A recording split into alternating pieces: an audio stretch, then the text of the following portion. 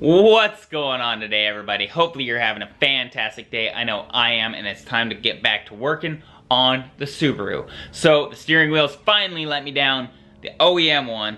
I've got a pretty decent wear spot where I sit and hold my hand the whole time, and it just annoys the crap out of me while I'm driving down the road. So we're gonna go ahead and install a new one on the Subaru. So let's get to it. Here we go. We've got our parts, as well as a couple buttons. Now, D&D sent me this button right here, and it is an actual horn button, but I don't think I want that. I'm gonna go with this style of button. It's a button delete, more or less. But blue doesn't match anything in my car, so we're gonna go ahead and fix that right now.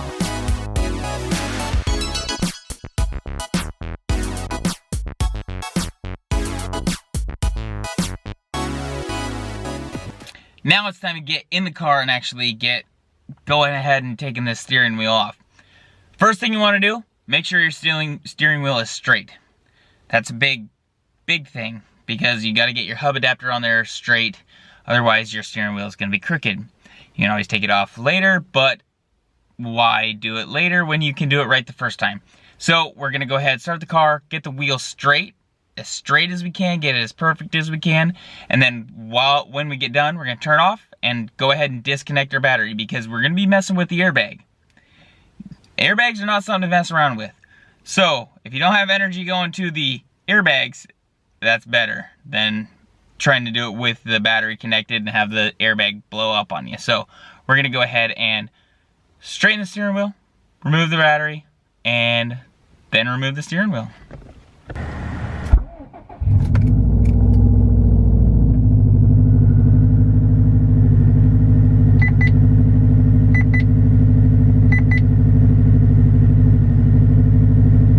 I like it right there.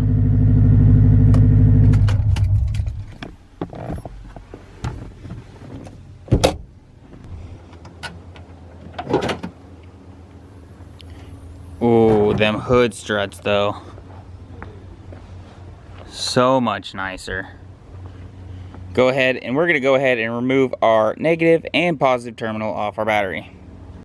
So now that we've got our battery disconnected, we can go ahead and see that on the side of our steering wheel right here, if we look down inside of there, you can see a Torx bit. Now that Torx bit, there's one right there, and then there's one on the other side. We're gonna go ahead and remove those to get this steering wheel actually off here.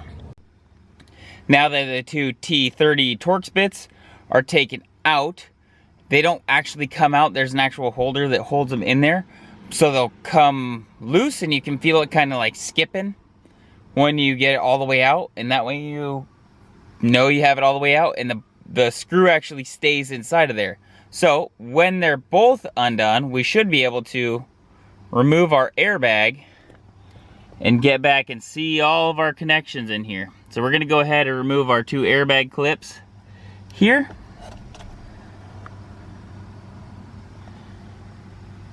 And get this airbag removed. When taking these off, there is a little yellow safety latch on there, so just get a flathead screwdriver underneath it. It'll pop up, and then you can take the pin out. I'm gonna get both these open. Now we can take both these pins off here. 1 and 2, and then our horn. There we go. Now, airbag removed. And you can see right here is that screw. So if we go through the side here, now you can see the screw, and that just sets in there in this little plastic piece and stays in. So we're gonna go ahead now and remove this bolt.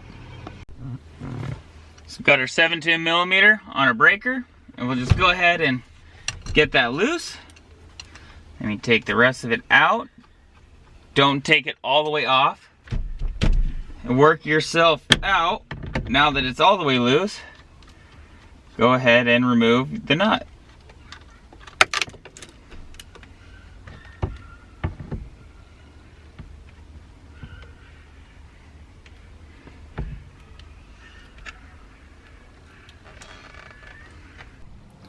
So now that we've got everything taken off, we actually had to remove this clip and get these out of the way. And if you can see, there's two silver gray pegs right here. Now those gray pegs are actually alignments. So we'll go ahead and align this up and make sure that those gray pegs go in those holes. So there we go, we've got our hub installed. Now, I kept my airbag connected. I couldn't figure out a way to disconnect it, but what I did is I pulled it out and then wrapped it around the outside of this ring right here. And if you look inside, you can see that orange. That's one of the clips right there. So it won't affect anything because it's still sliding around with that internal ring. So that internal ring will slide with this, so that's actually stationary and it won't rub inside of there or catch on anything. So that's cool. So now we're gonna go ahead and install our hub adapter for our quick release. There we go. Now we've got our hub adapter part attached to our wheel adapter, or adapter to the actual Subaru. These bolts are ugly. They're going away soon. I don't know why they didn't come with black bolts, but those are gonna get changed soon because I don't like how they stick out. But now that that's said, we've got our quick connect that we can actually put on here and get it locked in. Perfect. We'll go ahead and remove it, put it on the steering wheel. Now we've got all of our parts back installed, and that plate actually doesn't look bad. Not gonna lie, I was kind of thrown back by how far that this steering wheel actually sticks out now with everything attached. So the old steering wheel actually sat with the wheel part back about 2 inches. It was sitting back into about here.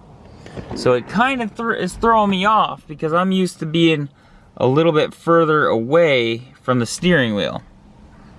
That's gonna take some getting used to, as well as I can't reach my blinker without physically taking my hand off the wheel to touch it.